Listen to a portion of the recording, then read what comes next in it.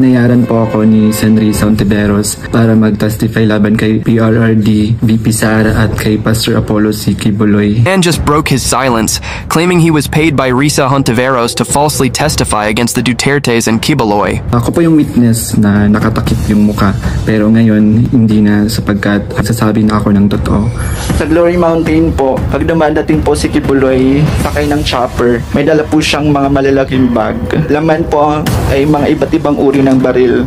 Minsan po pumupunta din po doon si former President Rodrigo Duterte at former Mayor, Davao Mayor Sara Duterte. At pag umaalis na po sila doon, dala na po nila yung mga bag.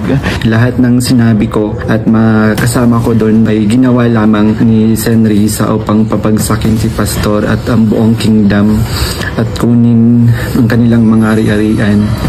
Ngayon po ay hinahanap at tinatakot ako ni Senrisa.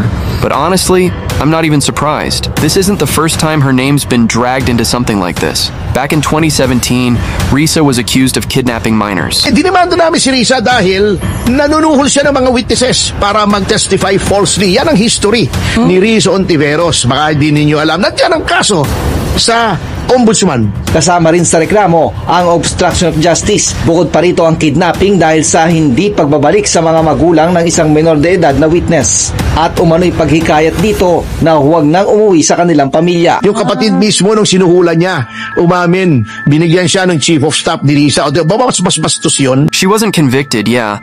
But the fact that the father was furious and demanding his kid back, that already says a lot. And we're not even done yet. Remember alias Bikoy? The guy who accused the Duterte family of links in 2019. He surrendered to the police and admitted that the people behind it were Sonny Trillanes, Risa Hontiveros, and members of the Liberal Party. Sabi niya, sa halagang 500,000, ginamit umano siya ng Liberal Party para siraan ang administrasyon sa nagdaang halalan.